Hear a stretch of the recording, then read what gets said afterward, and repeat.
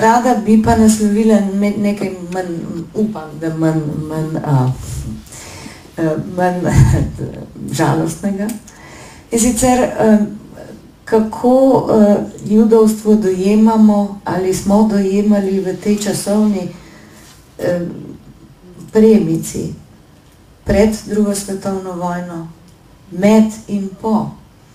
In ker je gospa Polona Vetrih ne samo igralka, ampak tudi rekla človek z izrednim socialnim talentom in vem, da pozna ogromno zgodb, meščanskih zgodb o tem, jo bom prosila za eno zgodbo.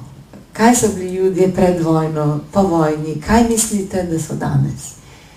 Ja, dober dan. Zdaj bi jaz naj povedala eno veselo zgodbo, ne? Ampak bom povedala tudi kakšno veselo, ampak če dovolite pa kakšno tudi malo nostalgično. Zdaj, na Rosenthal se bom skoncentrirala malo kasneje, ker si to imela verjetno misliti. Ja. Če povem, res, že začne malo optimistično, ko pride dr. Šumjeva k meni na obisk, potem jaz rečem, bova pile kavo ali čaj iz Rosenthala. In seveda ga pijemo iz Rosenthala, no to povem za uvod. Veste, kako je? Jaz imam seveda vse sorte zgodb. Mogoče v mojem svetu, v tem umetniškem, gledališkem svetu, vendarle nekoliko lažje biti jud ali se ukvarjati z judovstvom, zato ker so bili preprosto, zato ker so bili največji umetniki judje in so še, in seveda Slovani. Ali pa judje, ki so bili judje in Slovani. No in seveda ne smemo pozabiti, da je bila Sara Bernard ena največjih igralk še vedno v zgodovini, če ne največja, judinja. In ne samo, da je bila imenitna igralka, bila je tudi imenitna menadžerka sama sebi, to si lahko mislite.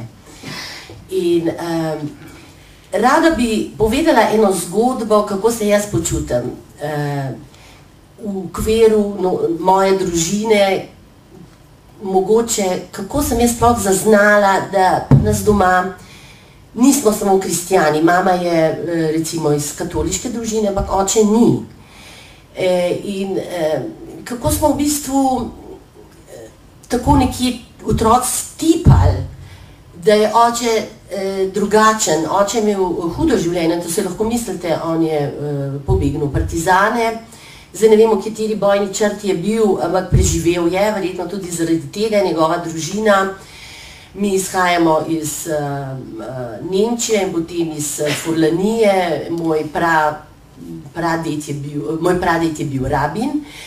In kako sem jaz začela tipati te stvari, je bilo po vojni zelo, jaz sem rojena sicer nekaj let po vojni, ampak pri nas sem dolg časa o tem ni direktno govorilo. Čeprav se je vedlo in vedno so se pojavljali neki simboli, poleg tega seveda Rosenthala in ostalih stvari, ki spadajo k eni taki družini, ki se dedje in tako naprej, kar se pobije, se pa nadoknadi, čeprav tudi Rosenthal ni več to, kar je včasih bil. No in tako sem jaz začela včasih tipati, ampak vedno, kadar je bilo kaj odločilnega v mojem življenju, se je pa vedno sklicevalo ali na svete knjige, na Toro in tako naprej. In tudi, ko so me poslali, tole zelo poka, ko so me poslali v inozemstvo, v šolo, ko sem imela mogoče 14-15 let, so me seveda poslali v judovsko družino v London. In tam sem se seznanila z vsemi temi običaji in sem se lahko dotikala svetih knjig. In ko sem prišla nazaj, je bilo mnogo šepetanja na dvorišču in v šoli. In potem so prišle tudi grde izkušnje, ko je vedno kakšen od otrok, saj dvakrat se mi je to v življenju zgodilo, prišel k meni in je rekel, ko bo naslednja vojna, te bodo dali v koncentracijsko taborišče in tam te bodo ubili. Ampak jaz sem rekla ne, noben mene ne bo ubil in sem se držala nekega pravila, ki sem se ga nekoč prebrala pred davnimi leti, ki ga je napisala Gertrude Stein. Počasi sem se začela pogovarjati s sabo in ne z drugimi. Spominjam se, da v gledališču, kot rečeno, moji kolegi spoštujejo tudi moje običaje in si jih celo udeležujejo za Roš ha-Šana in tako naprej, to je judovsko novo leto.